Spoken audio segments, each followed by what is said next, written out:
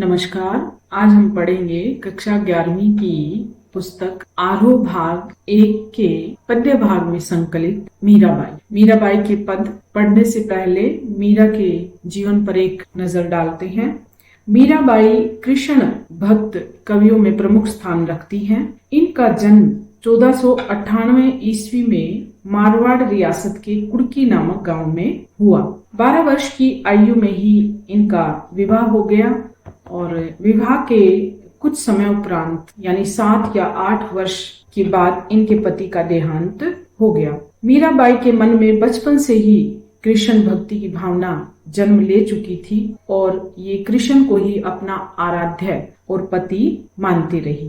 उन्होंने देश में दूर दूर तक यात्राएं की। चित्तौड़ राजघराने में अनेक कष्ट उठाने के बाद ये वापस मेड़ता आ गई। यहाँ से उन्होंने कृष्ण की लीला भूमि वृंदावन की यात्रा की और जीवन के अंतिम दिनों में भी द्वारका चली गई। माना जाता है कि वहीं रणछोड़ दास जी की मंदिर की मूर्ति में वे समाहित हो गई और इनका देहावसान 1546 के आसपास माना जाता है। मीराबाई की कुछ रचनाएं हैं जो मीराबाई की पदावली के नाम से संकलित हैं। इनकी दूसरी रचना है नरसी जी रो माहिरो। जो मीराबाई हैं वो एक कृष्ण भक्त कवयित्री होने के कारण मुख्यतः जो इनके पद हैं वो कृष्ण भक्ति से ही ओतप्रोत है।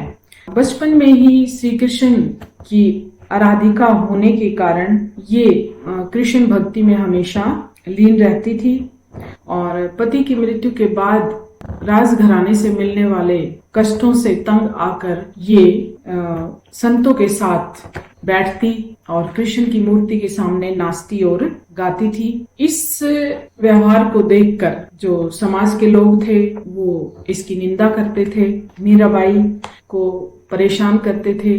एक बार तो राणा सांगा ने इन्हें विष भेजकर इनको मारना चाहा, परंतु श्री कृष्ण की सच्ची भक्त होने के कारण विष पीकर भी ये जो है इनकी मृत्यु नहीं हुई। मीराबाई की जो भाषा है उसमें राजस्थानी और कहीं कहीं ब्रिज का प्रभाव भी देखने को मिलता है तथा साथ ही कुछ जो शब्द हैं वो गुजराती भाषा से भी लिए गए हैं। यहाँ पर इनके 2 पद हैं। पहले पद में जो मीराबाई है उन्होंने कृष्ण को अपने पति के रूप में माना है तथा उनसे अपने उद्धार की प्रार्थना की है। आइए पढ़ते हैं। मेरे तो गिरधर गोपाल दूसरा न कोई, जाके सिर मोर मुकुट मेरा पति सोई। प्रस्तुत पद में मीराबाई कहती हैं कि मेरे तो गिरधर गोपाल, गिरिधर यानी गिरी अर्थात पहाड़ को धारण करने वाले, कि मेरे तो श्री कृष्ण ही सब कुछ हैं। गिरी को धारण करने वाले श्री कृष्ण में ही मैंने प्रत्येक रिश्ते को ढूंढा है।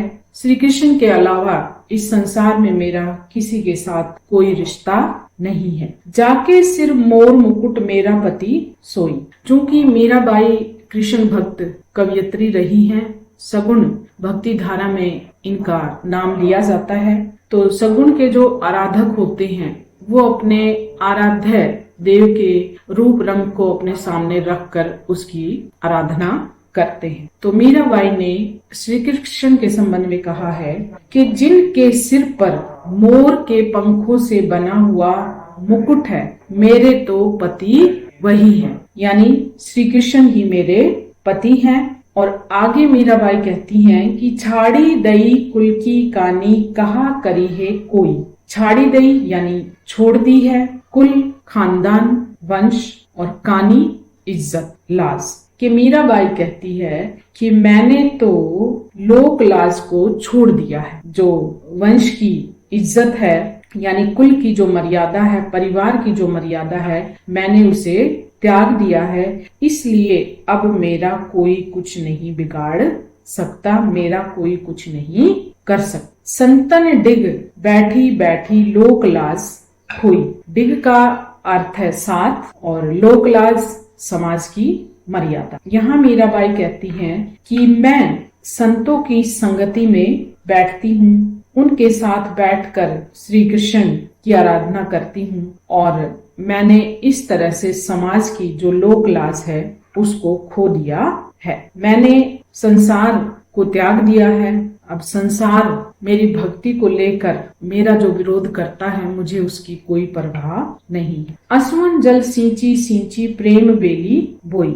अब यहाँ जो मीराबाई है वो कहती है कि मैंने अपने आंसुओं के जल से श्री कृष्ण रूपी प्रेम की बेल को सींचा है। जिस प्रकार किसी पौधे को पानी से सींचा जाता है, उसे बड़ा किया जाता है, यहाँ जो मीराबाई है वो श्री कृष्ण के प्रेम को बेल का रूप देती है और अपने आंसुओं के जल से उसे सींचती है। क्योंकि जो मीराबाई है उसको संसार से बहुत कष्ट मिले हैं, संसार से मिलने वाली पीड़ा से वो बहुत रोई है, परंतु उसने श्री कृष्ण भक्ति में हमेशा ध्यान रखा, ध्यान धरा, श्री कृष्ण को ही अपना सब कुछ माना। श्री कृष्ण के सहारे ही वो इस संसार रूपी सागर से पार उतरना चाहती है। आगे कवियत्री कहती है कि अब ते बेली फैली गई आनंद फल हुई, कि मैंने श्री कृष्ण के प्रेम की जो बेल बोई थी वो बेल अब पूरी तरह से फैल गई है। आनंद फल हुई और अब उस पर आनंद रूपी फल लगने लग गई है। यानी यहाँ पर मीराबाई कहना चाहती हैं कि मैंने श्री कृष्ण रूपी जो प्रेम की बेल बोई थी, अर्थात श्री कृष्ण की जो भक्ति मैंने की थी, अब श्री कृष्ण की भक्ति में मुझे पूरा आनंद आने लग गया है। मैं पूरी तरह से श्री कृष्ण की भक्ति में ही रम गई हूँ। दूध की मथनिया बड़े प्रेम से बिलोई, दधी मथी घृत काढ़ी लियो डारी दही छोई। मथनिया जो दूध को बिलोने के लिए जिस का प्रयोग किया जाता है उसे मथनी कहा जाता है। तो यहाँ पर कवियत्री कहना चाहती है कि मैंने श्री कृष्ण के प्रेम रूपी दूध को अपनी भक्ति रूपी मथनी से बिलोया है, कि दूध की मथनिया बड़े प्रेम से बिलोई, कि श्री कृष्ण रूपी प्रेम रूपी जो दूध है, श्री कृष्ण के प्रेम रूप का जो दूध है, उसे मैंने अपने भक्ति रूपी मथनी से बड़े प्रेम से बिलोया है। और जिस प्रकार दूध को बिलोकर उससे मक्खन अलग किया जाता है, छाछ रह जाती है, उसी तरह से कवियत्री कहती है कि दधी मथी घृत काढ़ी लियो डारी दही छोई। दधी मथी यानी दही को मथ कर, घृत घी, कि जैसे दही को मथ कर घी निकाल लिया जाता है और छाछ रह जाती है, उसी तरह से मैंने भी दही से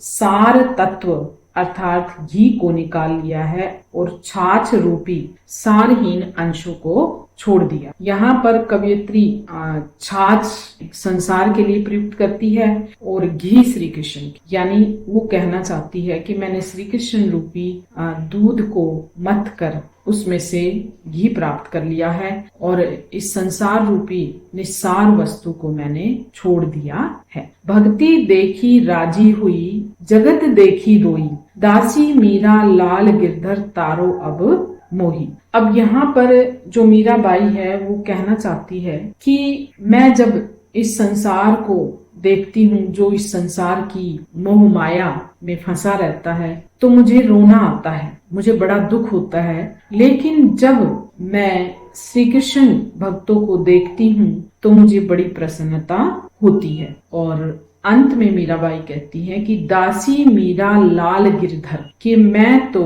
गिरी को धारण करने वाले श्री कृष्ण की दासी हूँ और उनसे प्रार्थना करती हूँ कि मुझे इस संसार रूपी सागर से पार लगाएं, मेरा उद्धार करें। यानी अगर पूरे पद में देखें तो मीराबाई एक ही बात कहना चाहती है कि मेरे सर्वस्व श्री कृष्ण ही है और उनको मैंने बड़े प्रयत्नों से प्राप्त किया है तथा श्री कृष्ण का ही एक अटूट रिश्ता उनके साथ है। संसार से उनका कोई लेना देना नहीं है। जिस राज परिवार में उनका विवाह हुआ था, उन्होंने उसे भी त्याग कर श्री कृष्ण भक्ति को ही अपने जीवन में महत्व दिया और संसार से मिलने वाले कष्टों से बहुत रोई और इतना श्री कृष्ण भक्ति में लीन हो गई कि उसे श्री कृष्ण भक्ति में पूरा आनंद आने लगा।